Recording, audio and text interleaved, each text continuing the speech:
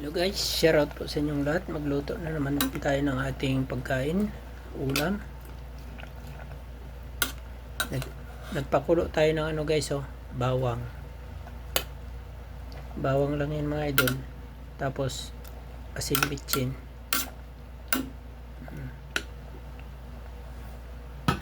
Takpan natin.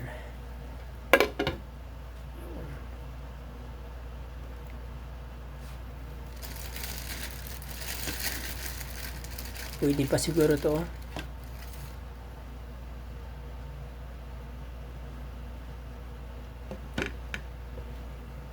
Mga idol, inihaw.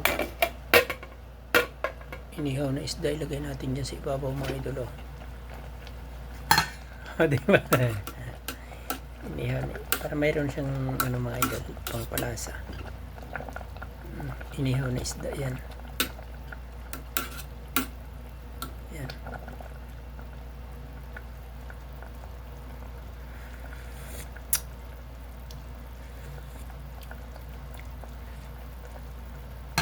Sarap mga idol.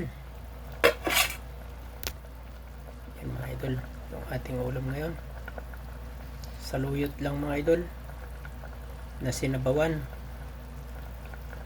Yan, bago nilagyan natin ng kabiak lang na ulo ng isda yan mga idol. Inihaw. Yan, thank you for watching guys. Yan yung ating almusal, tanghalian at hapunan mga idol.